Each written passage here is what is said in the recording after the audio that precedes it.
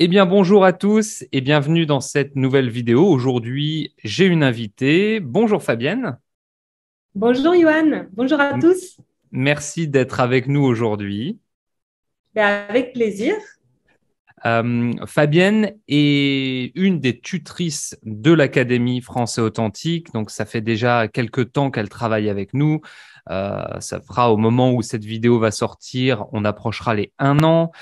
Fabienne a donné de l'ordre de 400 leçons pour l'Académie Français Authentique. Elle a aussi une belle expérience en dehors de l'Académie. Elle donne d'autres cours de français. Et je l'ai invitée aujourd'hui pour qu'elle partage avec nous un certain nombre d'astuces. Fabienne vient du sud-ouest de la France. On le reconnaîtra à son très joli accent et elle nous en parlera un petit peu par la suite. Et on va rentrer directement dans le vif du sujet. Donc Fabienne, est-ce que tu peux nous donner deux, trois mots, un peu te présenter en deux, trois mots?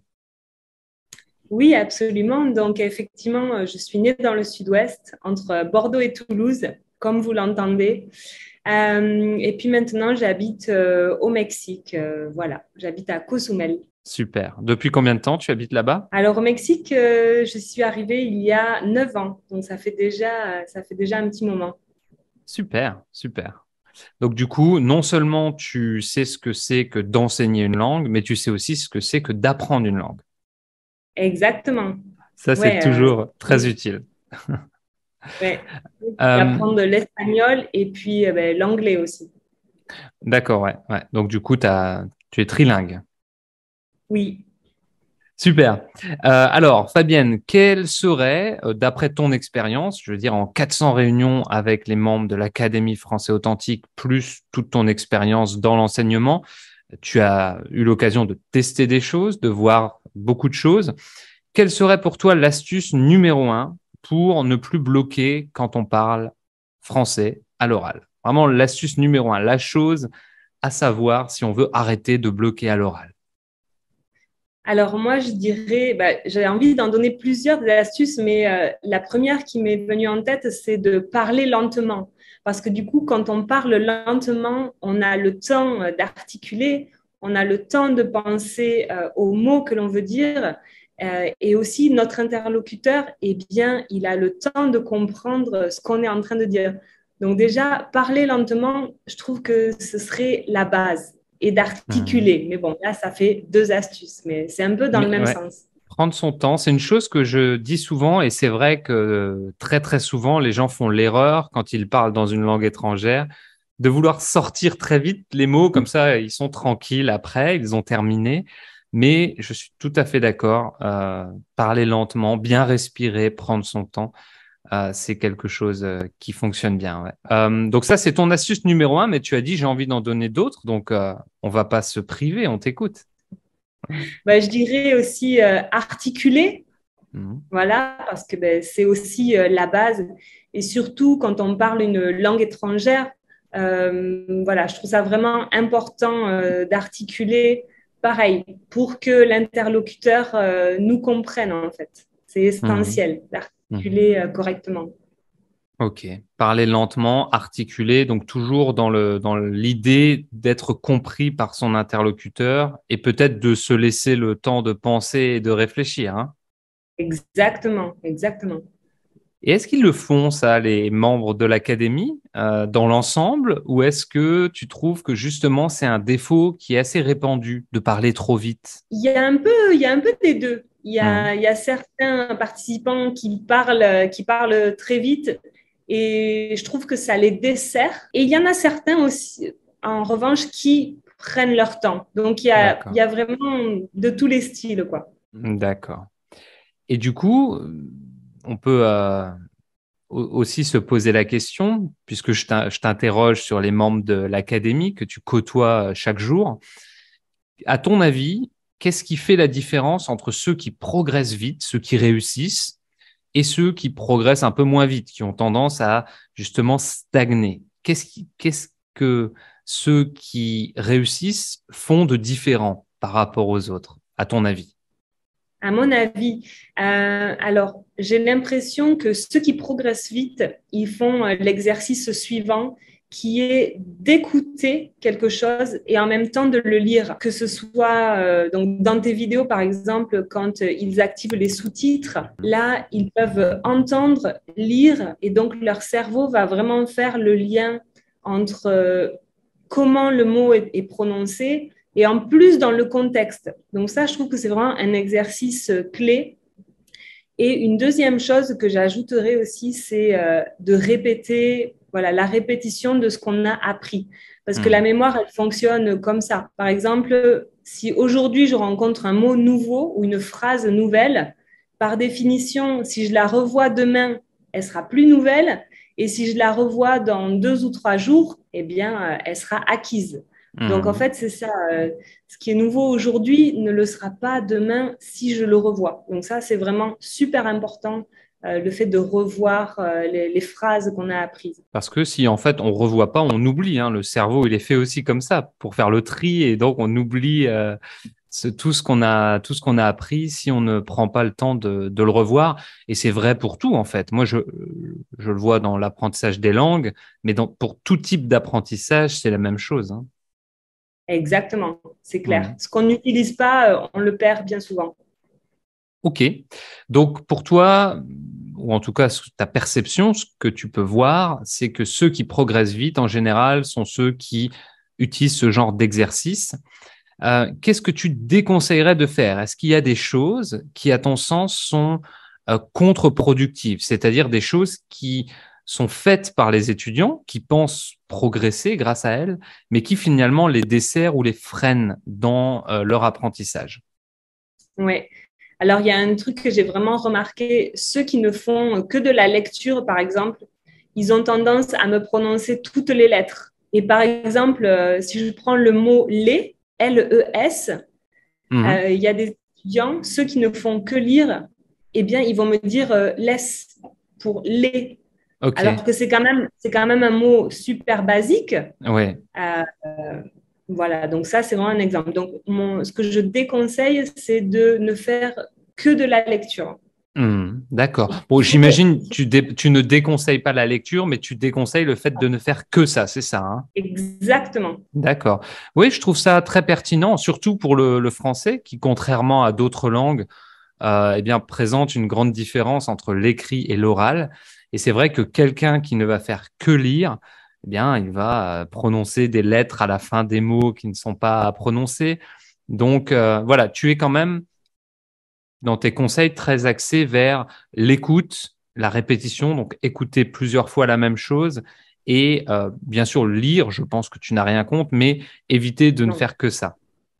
exactement, c'est ça. Ok. Moi, j'aime beaucoup les astuces, tu sais, les petits trucs que les gens peuvent essayer d'appliquer directement. Tu nous as déjà, ou tu as partagé avec nous un exercice que je trouve sympathique, de dire écouter et lire en même temps pour bien assimiler. Est-ce qu'il y aurait un autre petit exercice que tu recommanderais aux membres de tester pour progresser, surtout à l'oral? Oui, alors moi, je dirais s'appliquer sur la prononciation. Donc, Ok.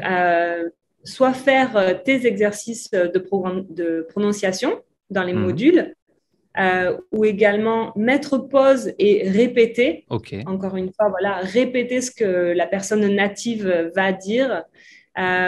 Ou à défaut, sur Google Traduction ou sur Forvo, écouter en fait la prononciation exacte et puis ben, voilà, répéter. Donc, je dirais soigner la prononciation parce que en fait, selon la langue qu'on va parler, les muscles qu'on utilise, ils sont pas les mêmes. Donc c'est vraiment comme de l'exercice physique, quoi. C'est vraiment habituer les muscles à prononcer tel ou tel son. Ouais, ça je le remarque quand j'essaye de parler anglais ou allemand.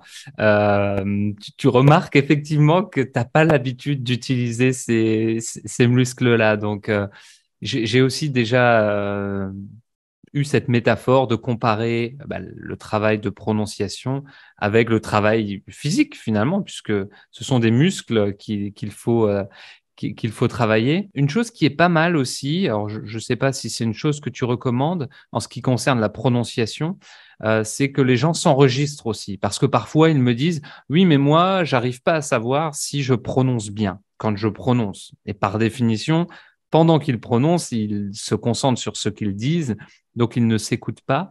Et parfois, c'est certains membres qui disent pratiquer cet exercice, ils s'enregistrent et ils s'écoutent ensuite pour comparer leur prononciation. C'est top. Ça c'est top aussi. C'est clair. C'est clair. C'est super efficace. Donc, en ce qui concerne la pratique, les exercices, toi, tu axerais sur la prononciation. Oui. Essentiellement. Ouais. Toujours dans le sens, toujours dans le but de se faire comprendre par l'interlocuteur, puisque c'est la base de la communication. Si on communique, c'est pour que l'autre nous comprenne. Oui, oui, c'est vrai. Ouais. Et je pense qu'on peut ajouter aussi, parce que parfois, les membres ont un peu trop peur de ne pas prononcer correctement, donc ils se stressent. Et tu l'as dit toi-même, on parle de muscles, donc forcément, si tu es tendu, eh bien, tu es un peu moins à l'aise pour prononcer. Donc, je pense qu'il faut aussi toujours le faire en se disant que, voilà, on le fait avec calme, en parlant lentement, comme tu l'as dit au début, et en restant plutôt cool, en fait, dans un esprit voilà, détendu, je pense. Oui, et si je peux rajouter quelque chose aussi, c'est de savoir que chaque prise de parole ou chaque exercice qu'on fait à la maison ou chaque contenu qu'on visualise, on est en train de progresser. Chaque prise de parole, même si je me trompe un peu, c'est pas grave. Je suis en train de progresser de toute façon. Donc, toujours se jeter à l'eau, toujours oser, toujours faire les choses, quoi. Exactement. C'est pour ça qu'on a toutes ces conversations avec vous, hein, les tuteurs dans l'académie, pour justement permettre aux gens eh bien, de pratiquer dans un environnement bienveillant aussi, parce que c'est sûr que tu as besoin d'être en confiance quand tu veux parler et progresser à l'oral. Donc, c'est bien d'être dans ce type d'environnement bienveillant, je pense. C'est clair. Oui, oui, ben complètement. Si on bascule justement sur l'académie, j'ai commencé à le faire un petit peu. L'Académie Français Authentique propose énormément de contenus différents, dont les réunions avec vous, les tuteurs. Qu'est-ce qui, selon toi, est le plus utile parmi tout ce qu'offre l'Académie? Qu'est-ce qui te semble être la ressource ou les ressources les plus utiles de l'Académie pour les apprenants? Moi, je trouve que ce qui marche très bien, c'est de mélanger les techniques. Voilà, d'utiliser tous les modes d'apprentissage, à savoir de lire, d'écrire, de parler et d'écouter. Mais du coup, si je dois en choisir qu'un seul, c'est ça, c'est la possibilité d'avoir les sous-titres de tes vidéos et le son. Ça, pour moi, c'est vraiment mon exercice phare, en fait. Voilà, si je devais en garder qu'un, mais je préfère utiliser tout, absolument tout, le site, voilà, qui est super riche. Mais si je devais en garder qu'un, ben, je prendrais celui-là. D'accord. Alors ça, c'est amusant parce que bon, c'est aussi un peu mon avis, puisque moi, pendant Français Authentique, je l'ai créé en 2011. Et de 2011 à 2020, c'était vraiment mon approche à 100% en fait. C'était vraiment écoute et lis, pratique la prononciation. C'était mon approche à 100%. Et avec le temps, on a apporté de la diversité avec nos tuteurs. Donc, je m'approche un petit peu de ta philosophie, mais d'autres tuteurs qui ont aussi beaucoup d'expérience, tout comme toi, disent que selon eux, le plus utile, c'est les réunions Zoom pour pratiquer. Donc, ce que ça me démontre, c'est qu'il n'y a pas non plus de vérité absolue, puisque plusieurs tuteurs très expérimentés voient différentes choses. Toi, tu te focalises beaucoup sur l'écoute, la compréhension, la lecture, la prononciation, être calme. D'autres vont plus se focaliser sur les discussions de groupe. Donc ça, c'est assez intéressant pour moi à entendre finalement. Ouais, mais du coup, l'exercice de parler, de se lancer à l'eau, c'est clair que ce sera mon exercice numéro 2 préféré, puisque voilà, et on a besoin de pratiquer. Ouais. J'ai Ouais. beau avoir lu et écouté toutes les choses, si je ne me mets pas à parler, eh bien, je ne saurai jamais à quel point je peux parler. Oui, oui, oui, tout à fait. Mais oui, ça me semble être aussi la bonne marche à suivre et une suite logique finalement. ça va aussi un peu dépendre du niveau des apprenants. Certains auront peut-être plus besoin de pratiquer à l'oral que de lire et écouter. Donc, c'est vrai que ça dépend de plein de choses. Et c'est pour ça que dans l'académie, eh bien, on a les modules, les discussions avec les tuteurs, les dictées. On est en train de mettre en place des ateliers, donc où on va avoir des réunions un peu théoriques où on va expliquer des concepts et où les membres pourront poser des questions. On a le club de lecture, on a voilà multitude de projets, plus les groupes Facebook, Telegram, pour que chacun puisse finalement apprendre selon son intérêt, parce que chacun est différent finalement. Ouais. Et SOS Grammaire aussi, super utile. C'est vrai, SOS ouais, Grammaire.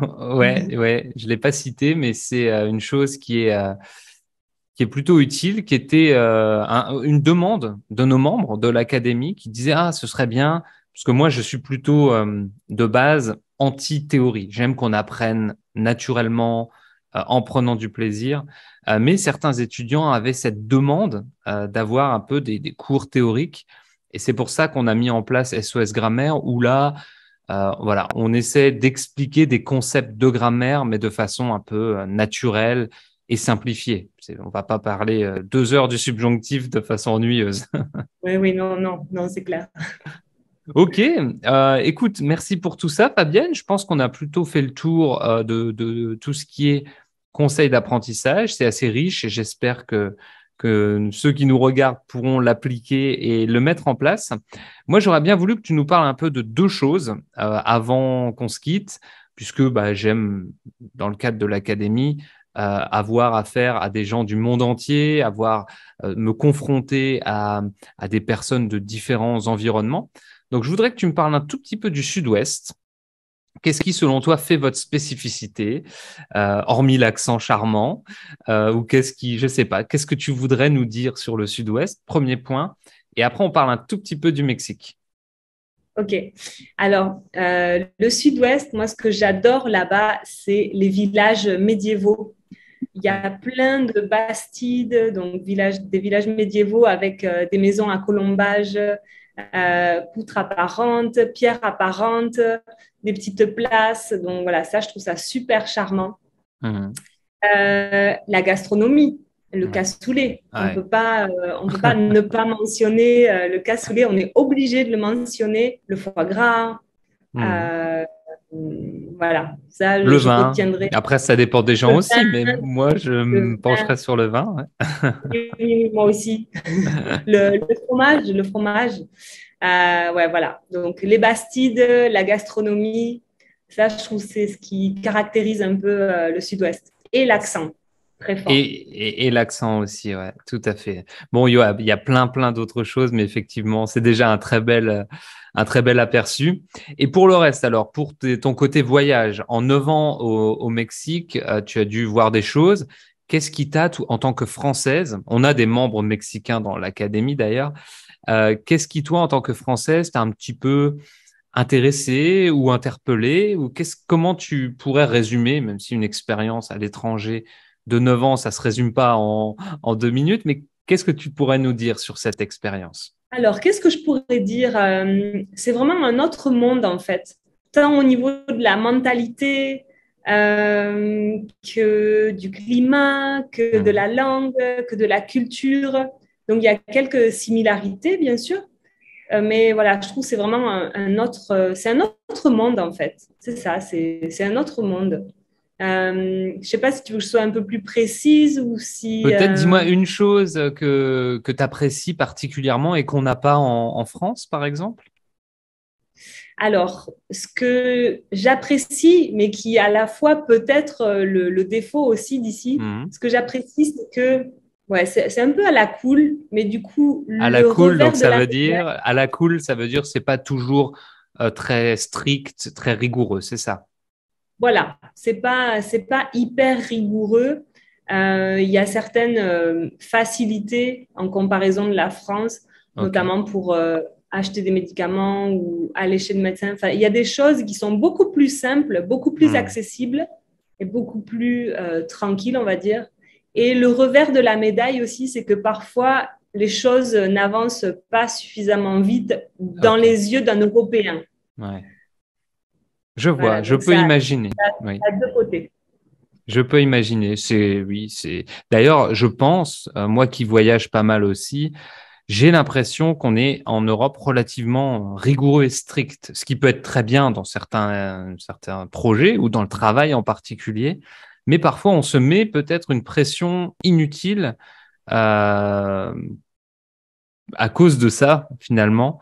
Donc, ouais, je peux imaginer un petit peu que ce point-là. Moi, je suis allé au Mexique une fois, mais dans le cadre du travail, à Monterrey, dans le nord du Brésil, du Mexique. Donc, je connais pas assez. Mais ce que je m'imagine, c'est où j'aimerais vraiment un moment de l'année pendant lequel j'aimerais y être, c'est quand il y a la fête des morts où c'est coloré. Ça doit être quelque chose de super. Oui, oui, oui, c'est vraiment beau. Moi, je garde une expérience en tête justement à San Cristobal de las Casas pour la fête des morts. C'est dans le Chiapas. Et oui, il y avait un spectacle, il y avait même une maison en fait où chaque pièce donnait lieu à un spectacle Ok. super coloré, tout le monde déguisé. Donc ouais, ça c'était vraiment impactant. C'était beau. Et c'est pareil, là tu vois, c'est un autre monde. Célébrer les morts comme ça Hmm. avec tout plein de couleurs, mettre les aliments sur la table que eux ils aimaient, mettre de l'alcool pour eux, etc. Tu vois, ça c'est un truc qu'on ne fait pas du tout Non, en France, par au exemple. Donc c'est contraire. Ouais. vraiment une autre vision, c'est complètement une autre vision des Ouais, choses. qui me plaît comme vision. J'aime cette vision d'ailleurs, mais ouais, ça doit être top. Et en termes de sécurité, parce qu'il y a le cliché et parfois les clichés renferment une certaine partie de vérité. Termes de sécurité, toi qui vis là-bas depuis 9 ans, comment tu sens le sujet? En termes de sécurité, c'est une bonne question. En fait, pendant mes 9 premières années, là, mes 8 premières années, euh, je m'étais jamais sentie en insécurité. Mhm. Et là, il y a à peu près 2, 3 mois, il s'est passé un petit truc où je me suis dit, ah ouais, on est sûr nulle part, en fait. On est en Mhm. sécurité nulle part. Mhm. Donc, en fait, je dirais qu'effectivement, il y a ce qu'on voit dans les médias et qui est sûrement un peu exagéré, un peu focalisé sur les choses mauvaises. Il y a une réalité, par contre, qui est de, voilà, il ne faut pas traîner dans des milieux un peu louches, je vais dire. Mhm. Euh, Pas sortir le soir tout seul si on est à pied, par exemple, mais Mhm. ça, je trouve que c'est valable même en France, Oui, dans même en certains Europe, endroits. etc. Oui. Donc, voilà, il y a ce qu'on voit dans les médias, il y a du vrai, il y a du faux. Je dirais de règles de base, c'est voilà, prendre soin de soi, pas se mettre volontairement là où il peut y avoir des problèmes, je dirais. Exactement. Mais comme tu dis, ça c'est valable partout. Donc, Ouais. j'imagine qu'il n'y a pas de gros focus là-dessus. Ok, super. Fabienne, merci beaucoup de nous avoir fait voyager un petit peu, mais surtout d'avoir partagé avec nous des conseils super pertinents. J'espère que ceux qui nous ont regardés aujourd'hui ont apprécié et ont appris des choses. C'est toujours l'objectif. Et eh bien, ceux qui souhaitent aller plus loin pourront rejoindre l'Académie français authentique pour faire notre connaissance et bien sûr rencontrer les autres tuteurs également. Merci à tous d'avoir suivi cette vidéo et merci à toi Fabienne. Eh bien, merci à toi, Johan, et puis à la prochaine, à bientôt. À Salut très tout le monde. bientôt. Salut à tous.